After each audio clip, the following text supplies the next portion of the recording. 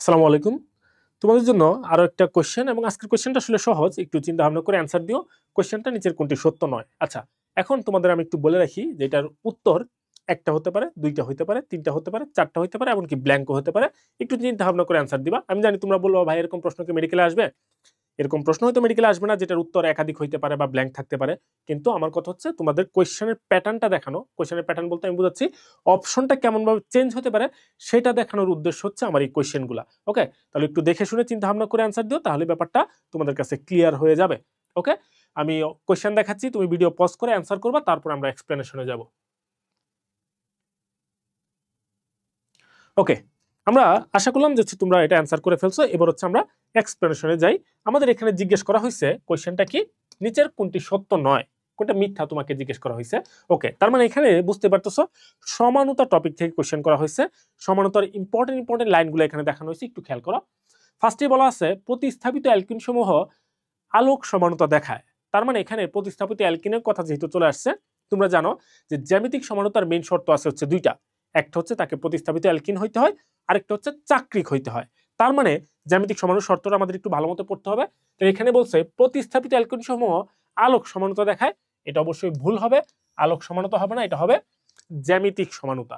ওকে, এরপরে দেখো হচ্ছে কি বলছে, ল্যাকটিক অ্যাসিড এক ধরনের ট্রান্স সমাণু। এখানে আমাদের তিনটা অ্যাসিডের কথা বলা আছে, তোমরা পাবা এই জায়গাটার মধ্যে। একটা হচ্ছে ল্যাকটিক অ্যাসিড, একটা দেখবো হচ্ছে টার্টারিক অ্যাসিড, আরেকটা হচ্ছে দেখবো ওই যে কি বলে এটাকে, ফিউমারিক অ্যাসিড সম্ভবত।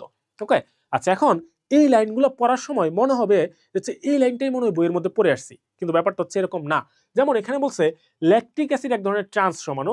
ট্রান্স সমাণু বলতে বোঝাচ্ছে যে সে হচ্ছে, আমরা জানি সিস এবং ট্রান্স সমাণু মানে কি, জ্যামিতিক সমাণু।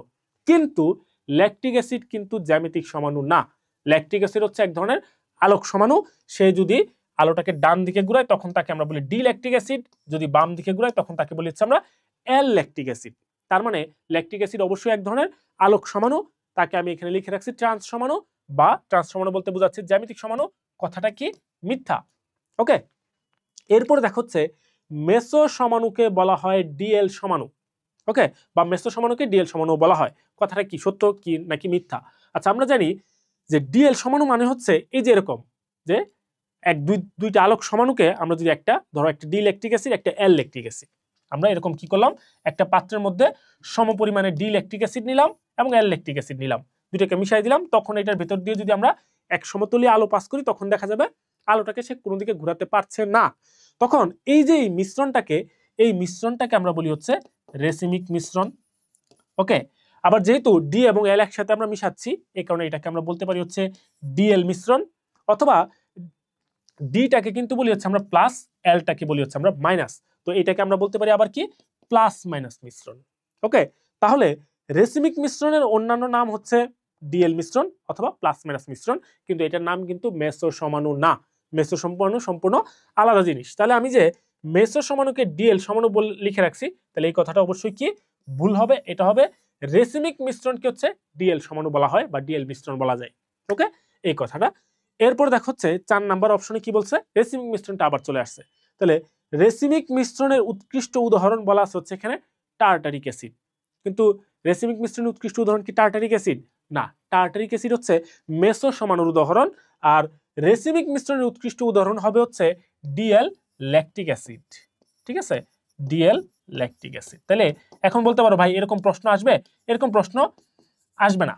চারটা অপশন বা ডাবল অপশন অ্যান্সার বা হচ্ছে ব্ল্যাঙ্ক, এরকম প্রশ্ন আসবে না। কিন্তু তাহলে হচ্ছে আমি এখানে কেন দিলাম, এখানে একটা প্রশ্নের মধ্যে আমি এরকম অনেকগুলো অপশন দেওয়ার উদ্দেশ্য হচ্ছে তোমাকে দেখানো যে লাইনগুলো কেমন ভাবে চেঞ্জ হইতে পারে, তুমি কোন জায়গাতে ধোকা খেতে পারো, এইটা দেখানো হচ্ছে আমার উদ্দেশ্য। ঠিক আছে, তুমি এই জায়গাগুলো একটু খেয়াল রাখো, যে লাইনটা দেখলে মনে হবে যে হচ্ছে ওকে, এটা তো খুব সুন্দর লাইন, এটা ওকে আছে, কিন্তু আসলে এই জায়গাতে ওকে নাই। খুব সূক্ষ্মভাবে জায়গাগুলোর মধ্যে চেঞ্জ করা হয়েছে। তাহলে আমি এখানে জিজ্ঞেস করছিলাম কোনটা সত্য না, তাহলে আমরা যে এখানে চারটা অপশন দেখতেছি, চারটা অপশন আসলে কোনোটাই সত্য না। তাহলে এখানে অ্যান্সার কিন্তু আসলে এ বি সি ডি। আমি আবারও বলতেছি, এরকম প্রশ্ন মানে হচ্ছে চারটা একাধিক অ্যান্সার বা ব্ল্যাঙ্ক অ্যান্সার এরকম থাকবে না। এটা দেয়া হচ্ছে জাস্ট তোমাকে অপশনটা অ্যানালাইসিস করা শেখানোর জন্য। ঠিক আছে, তোমরা এটাকে হচ্ছে অন্যভাবে নিও না। তুমি হচ্ছে এখানে প্র্যাকটিস করার জন্য তোমাকে আমি দেখাচ্ছি কোন জায়গা থেকে কেমন ভাবে চেঞ্জ হতে পারে। তুমি জাস্ট এই জিনিসটা আয়ত্ত করো। ওকে, তুমি এই জিনিসটা অ্যানালাইসিস করো যে লাইনটা কেমন ভাবে অপশনে আসতে পারে, পরীক্ষাতে অপশনটা কোন জায়গাতে চেঞ্জ করতে পারে, এই জিনিসটা তুমি যদি অ্যানালাইসিস করতে পারো তোমার পরীক্ষা দেওয়াটা সহজ হবে, কোয়েশ্চেনের কোন জায়গাতে চেঞ্জ করা হয়েছে এটা ধরতে তোমার জন্য কি ইজি হবে। ওকে, তোমার সবার জন্য শুভকামনা থাকলো।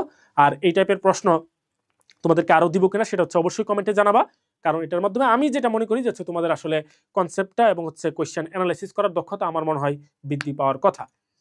সবাইকে শুভকামনা, আল্লাহ হাফেজ।